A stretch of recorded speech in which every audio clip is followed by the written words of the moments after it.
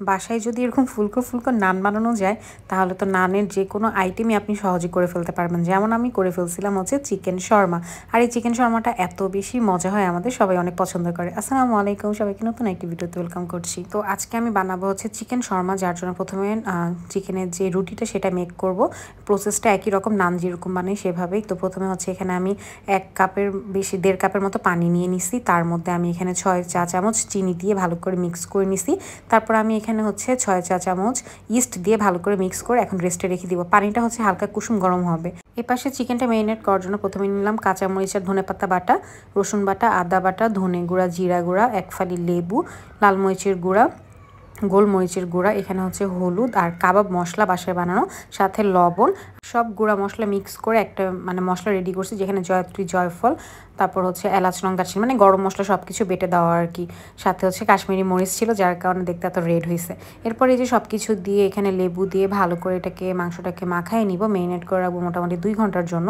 তো মেরিনেটের মাঝে হচ্ছে একটু তেল দিয়ে দিব, সয়াবিন তেল অথবা সরিষার তেল। আর সরিষার তেল দিলে বেটার, বাট আমার দেওয়ার সময় সরিষার তেল আমি খুঁজে পাচ্ছিলাম, যার কারণে হচ্ছে সয়াবিন তেলটাই দিচ্ছি। এটাকে মেরিনেট করে 2 ঘন্টার জন্য রেখে দিব। আর এ পাশে হচ্ছে যে ইস্টটা মিক্স করে রাখছিলাম সেটা 20 মিনিটের মধ্যেই সুন্দর মাশাআল্লাহ ফুলে উঠছিল। এটার মধ্যে এখন হচ্ছে আটা দিয়ে দিব। আমি এখানে আজকে 6টা মোটামুটি শর্মা বানাবো, যার কারণে 6টা হচ্ছে 6 কাপ আটা দিয়ে দিছি। আর প্রতি কাপের জন্য আমি 1 চা চামচ চিনি, 1 চা চামচ ইস্ট ইউজ করছি।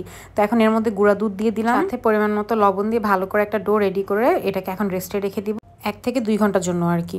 তো 1 থেকে 2 ঘন্টা ওখানে রেস্টে রেখে আমি পাশে হচ্ছে চিকেনগুলোকে প্রিপেয়ার করতে চলে আসলাম। চিকেনগুলো 2 ঘন্টা আমি ম্যারিনেট করে রাখছিলাম।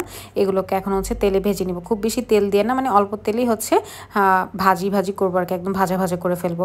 তো সবগুলো চিকেনের পিসগুলোকে দিয়ে আমি প্রথমে হচ্ছে হাই ফ্লেমে দিব। হাই ফ্লেমে দিয়ে এগুলোর কালারটা যখন চেঞ্জ হয়ে আসবে উল্টা পাশে, তখন এটাকে ঢেকে সুন্দর মতো হচ্ছে ভেজে নিব আর কি, যাতে খুব জুসিও থাকে, আবার একদম শুকায় না যায়, আবার ভেতরটাও কাঁচা না থাকে আর কি। তো ভাজা কমপ্লিট হওয়ার পর আমি এগুলোকে হচ্ছে ছুরি দিয়ে একটু কেটে কেটে নিব। সবগুলো চিকেনের পিসগুলো থেকে মাংসগুলোকে আলাদা করে নিব আর কি। তো এগুলো সুন্দর মতো এখানে সবগুলোকে কেটে নিচ্ছি। আর এই পাশে হচ্ছে 2 ঘন্টা পর দেখেন মাশাল্লাহ মাশাল্লাহ আমার এই যে শর্মার ডোটা মাশাল্লাহ কি সুন্দর হয়ে ফুলে উঠছে। এটাকে এখন ভালো করে মথে নিব। লাগলে উপরে একটু আটা ছিটিয়ে আপনি কিছুক্ষণ সময় নিয়ে মথে নিতে হবে। এরপর আম্মু চলে আসে হচ্ছে এটা দিয়ে রুটি বানানোর জন্য। ভালো করে মথে নিচ্ছে আম্মু, এখন হচ্ছে সুন্দর মতো এটাকে রুটি বানায় নিবে। যেহেতু শর্মার রুটিটা পাতলা হয়, এই জন্য পাতলা করে বেলে নিচ্ছে। আর আপনি যদি এটাকে নান বানান তাহলে একটু ভারী ভারী করে নেবেন আর কি। তো দেখেন এই যে সুন্দর মতো আম্মু ভেজে নিচ্ছে। আর মাশাল্লাহ প্রত্যেকটা রুটি এত সুন্দর করে ফুলকো ফুলকো হচ্ছিল, দেখে আমার যে কি শান্তি লাগতেছিল। ইস্টের কাজ আমার করতে খুবই বিরক্তি লাগে যদি ইস্টের প্রপার কাজটা না হয়, না ফুলে। এর জন্য যদি ফুলে আমার মনটা অনেক বেশি খুশি হয়ে যায়। তো এখানে সব রুটি করতেছে আর আমি এখানে হচ্ছে ভিতরে চিকেনটা রেডি করতেছিলাম। তো চিকেনগুলোকে তো কেটে নিচ্ছে আগেই দেখলেন। তার মধ্যে টমেটো সস দিয়ে দিলাম, হাতে বানানো বাসায় বানানো এই যে মেয়োনেজটা দিলাম। এই মেয়োনেজটা এত পারফেক্ট হয়েছে মাশাল্লাহ। এটা রেসিপি আমি কিন্তু শেয়ার করছি আপনাদের সাথে, চাইলে দেখে আসতে পারেন। তো এখানে এই যে সুন্দর মতো মেয়োনেজ, তারপর হচ্ছে সসটাকে দিয়ে ভালো করে মাংসের সাথে মিক্স করে নিব। আমার কাছে এখানে যত বেশি মেয়োনেজ দিই তত বেশি ভালো লাগে, একটু মিষ্টি মিষ্টি হয়, তো খুব মজা লাগে খেতে।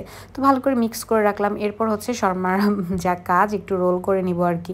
তো প্রথমে এই যে চিকেনগুলোকে দিয়ে নিলাম। যত গুড় তত মিঠা যেরকম আছে না, ওরকম আর কি। যত আপনি চিকেন দেবেন অত বেশি মজা। আর যেহেতু বাসায় আমরা খাবো, তাহলে চিকেন তো অল্প দিয়ে লাভ নাই, নিজেদেরই লস। তো এরপর উপরে কিছু শসা দিয়ে দিলাম, একটু পেঁয়াজ দিয়ে দিব, তার উপরে আমি একটু টমেটো সস দিয়ে দিব। তো সব কিছুকে দিয়ে আমি ভালো করে একটু হচ্ছে রোল করে নিব।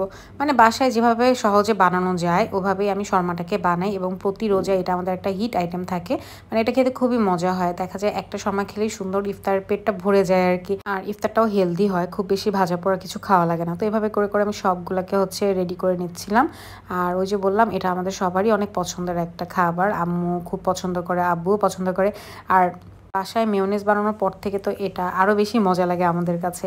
তো কেমন লাগলো অবশ্যই জানাবেন। ভিডিওটি ভালো লাগলে আমার ফেসবুক পেজটি ফলো করে দিবেন, ইউটিউব চ্যানেলটি সাবস্ক্রাইব করে দিবেন। Thanks for watching. আল্লাহ হাফেজ।